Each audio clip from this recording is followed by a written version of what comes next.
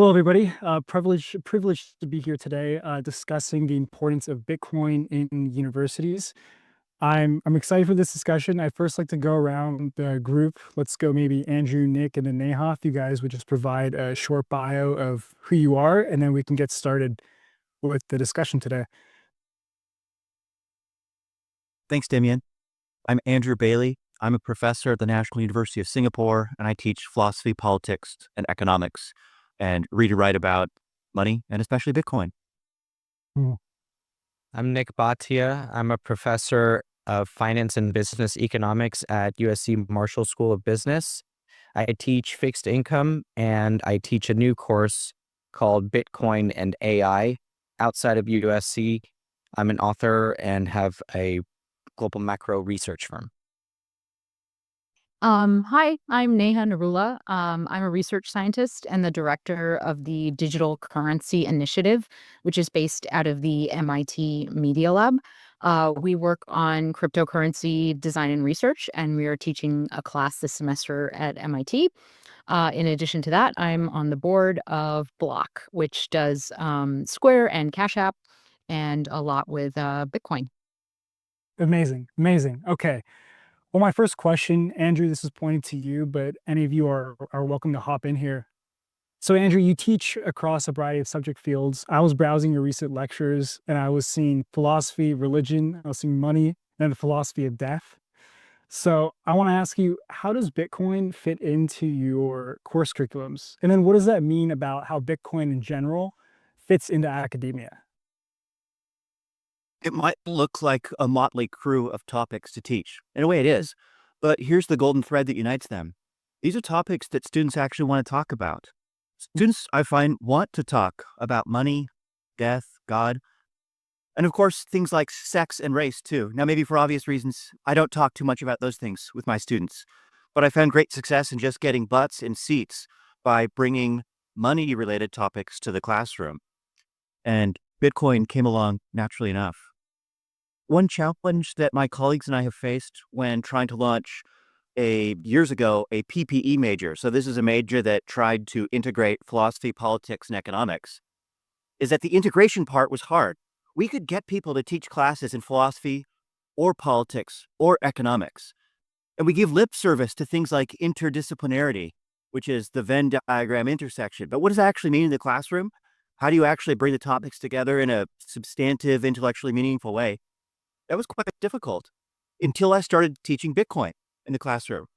Bitcoin's one of these things that brings students to the classroom because they want to make money, of course. That's the first thing that they think of when they think about Bitcoin, is that this is some new scam that will let them get ahead.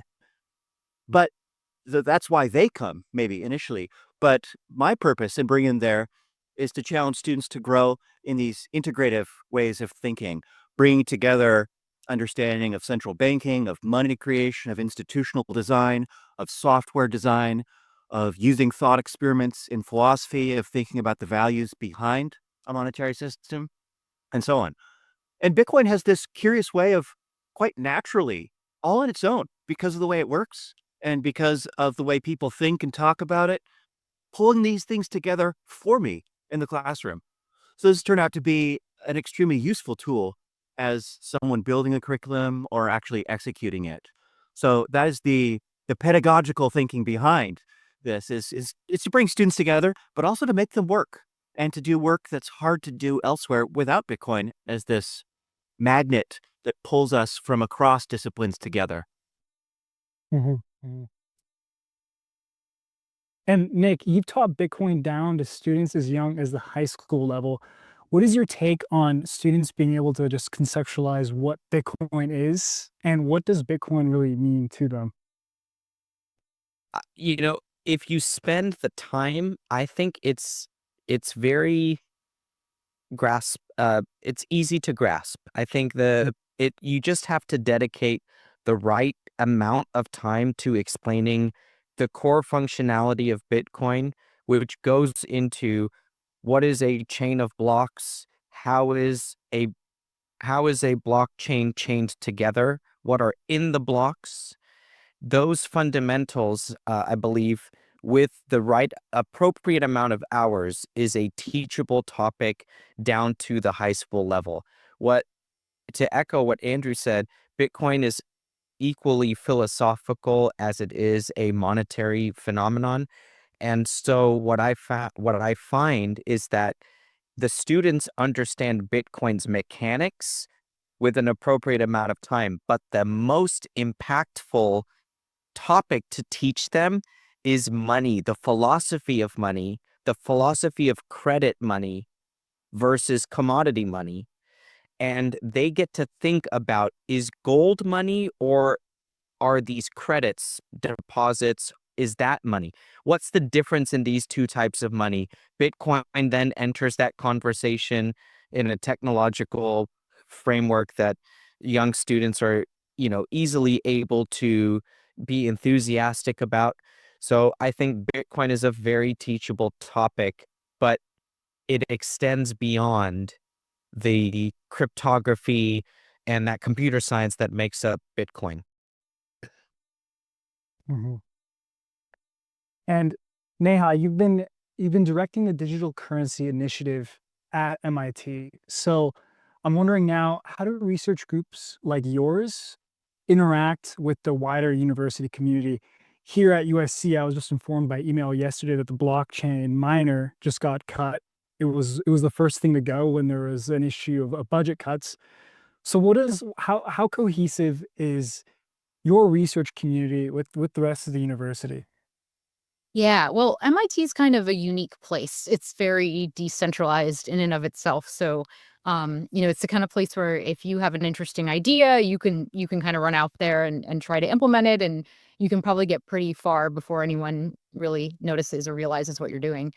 Interestingly enough, MIT was brought into Bitcoin through students. So there was an undergraduate and a Sloan Business School student who were really interested in this, read the white paper, started the MIT Bitcoin Club, and then started putting on an event, the MIT Bitcoin Expo, and managed to even convince the then director of the Media Lab to start the Digital Currency Initiative. So it was very ground up, the way that Bitcoin came to MIT. They also organized something called the Bitcoin Drop. So they fundraised from alums, and they were able to give every undergraduate student $100 worth of Bitcoin. And this was in 2014. And then they wrote a paper on what happened after they did that. So what happened in the ecosystem and community. My group, the Digital Currency Initiative, we really focus on research, like you said. This semester, we're also teaching a class called Cryptocurrency Design and Engineering. Um, and I think one of the things that's really struck me, just to kind of echo what Nick and Andrew were saying, is the interdisciplinary nature of this area. People Mm. come to it through anthropology, economics, finance, all the different areas of computer science, security, theory, networking. It really touches a lot of different fields, political science even. And so that's been really interesting to see, and to see the people who reach out and who want to connect and who want to do more. Um, you know, at a place like MIT, all that we can really do is be available, try to hold events, try to be a resource, which we do, try to form collaborations. Something else that I think is really important is getting universities around the world involved in this area and in this research, because when you look at where it's really having the most impact, it's globally. It's in places where maybe credit cards don't actually work that well, or people have trouble accessing bank accounts. And so, those places aren't always the United States or Europe, even though, those are the places that might be the most prominent on publication lists or things like that. So I think part of the task in front of us these days is getting a wider set of people involved from across different universities. I think doing it through universities is a really great way to potentially do that. Mhm, mhm. What about you, and Andrew and Nick? Why should universities care about Bitcoin in general? Do you guys have any other points to add to that? Well, here's a broader phenomenon, especially in the United States, that I think is salient, which Mhm, is loss of confidence on the part of the public in mhm, our institutions of higher education. Now, there are many causes to this broad trend and many possible solutions. So I'm not going to say that Bitcoin is the solution, or that talking about Bitcoin in universities is the solution. It's not. But it's one tool that those of us in universities who are interested in seeing them have ongoing influence, existence, who think these things are actually good, as I do, I think our institutions of higher education are precious. Well, you got to talk about stuff that people actually care about and do it in ways that are salient to lived reality. And Bitcoin has both of those properties. It is of, I don't want to exaggerate too much, but maybe this is a little bit of exaggeration, world historical importance. Okay, maybe a little bit less than that. It is a very important technology that is salient to global conflict, to geopolitics, to local politics too. So talking about it is one of many tools that universities can use to actually be relevant and to re-earn the trust that they've lost over the last, let's say, 20 years. My answer is along very similar lines. Neha mentioned how decentralized MIT is in, the ideas that can come forth. I would argue that any university finds strength in listening to the individual voices because that's where the research occurs. It doesn't occur in departments. It occurs with researchers and with professors. And so when I think about teaching Bitcoin and the importance of teaching Bitcoin and bringing in that interdisciplinary practice when it comes to Bitcoin, I have to lead by example. And that is my way of connecting with the university and the students is that, and Damien, you know this, when I am teaching a topic, I'm teaching the living daylights out of it. And so that's the way that I believe I can make an impact is you lead with what you believe should be taught. University of Southern California has never told me what to teach or not teach in a classroom.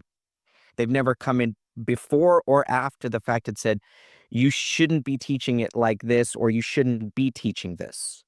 So I lead by example. I teach what I believe is the correct material to benefit the student in the best way possible. And so if I feel that I'm doing the student justice, that's how I can give to the university. And through time and proof of work, the university hopefully comes to acknowledge that this is important for the student. Mhm. Mhm. So I don't know if you all have seen the viral Ohio State commencement speech when Chris Pan brought up Bitcoin, got booed.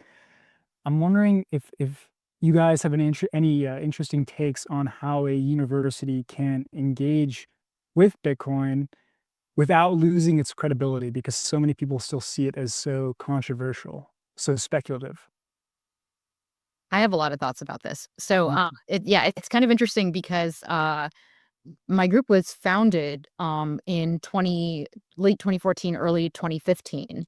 And Bitcoin was really one of the only games in town back then. And it was actually created around 3 developers who worked on the Bitcoin protocol. And that's something that's kind of unique around MIT is that we really engage a lot with open source software. And you will have kind of people doing very practical things embedded inside of MIT, like the W3C, the World Wide Web Foundation, was kind of like it's still a part of MIT, but it's incubated in MIT, and there are other standards bodies that have done that, and so it seemed very natural. I know that there was a lot of convincing that had to be done in order to make that happen and to work on Bitcoin. I think it was actually a lot easier 10 years ago because it wasn't as big as it is now, and almost as controversial as it is now. But it was still kind of controversial. There was a reputation that Bitcoin was just used for criminals or something like that on the dark markets. And I think the way that we approached it was really, look, this is open source software and this is real. Like there's real interesting intellectual ideas behind this. The concept of decentralized systems and consensus. Like we're actually creating like we're developing new ideas and creating breakthroughs, and that's happening out there in the wild, and universities need to be a part of it. Like universities can be a place where we formalize this, where we can kind of sift through what's real and what's not real, where we can train the next generation. So I think as long as we stick to and focus on what we think is really interesting about this, and like Nick said, that's kind of one of the benefit of universities is that once you're part of one, you get to decide that for yourself, which is really cool. It's not going to be told to you top down. So there's a lot that you can do yourself. But I think if we focus on what's really interesting and groundbreaking and make that argument to people, it makes a lot of sense inside the university environment. Mhm, mhm. Three words came to mind with this question. Do the work. You can approach Bitcoin as a dilettante or as just some coin pamper who's trying to make number go up. Or you can actually do the work. You can abide by the real standards of your field, and these will vary widely from field to field, from place to place. But every field has standards, and you basically know these if you've made it very far at all. And the choice is yours whether to follow those or not. So this is kind of like if you're in, I don't know, medieval Paris. Are you going to write in Old English or French? No, you write in Latin because that's what the scholars of the time write in. So for the academy, that means publishing in peer-reviewed journals. That means publishing peer-reviewed monographs. That means talking to academics. And yes, you have to jump through their hoops. And this is the price of credibility. So not everybody should pay that price. Thank God not all of us have to be academics or follow these rules. But this is how you earn credibility. And there is no shortcut to actually doing the work. And my experience is that when we actually do the work, yes, it kind of sucks sometimes to follow these arbitrary rules. There are only some presses I'm allowed to publish with if I want it to count, so to speak. But you know what? Then my colleagues will actually read the book, and then they can actually assign it in their classrooms, or then libraries will actually buy it automatically. And, there are pluses and minuses here. This isn't for everyone, but I think there is something precious here for having standards and actually following them, earning the credibility, and then flexing with it. The evidence that people are booing Bitcoin in a public setting is it's just telling us that we're still early in the awareness. And when that question was posed to me, why did they boo? It's a deep, dark, answer that I think only time will heal. And why Bitcoin isn't understood and then booed its own its own phenomenon. And so I just think that teaching this as a technology and getting outside the United States in terms of trying to explain it to people, these are very important things to break through some of the misconceptions about Bitcoin. Mhm. This was the most amazing, concise dump of knowledge I've witnessed in a long time. We have a couple minutes left, so if any of you want to take this, what would a Bitcoin supportive university look like? Are we talking about like courses, research groups, organizations, um, like majors themselves? I know at USC there was talks of creating an entire blockchain major.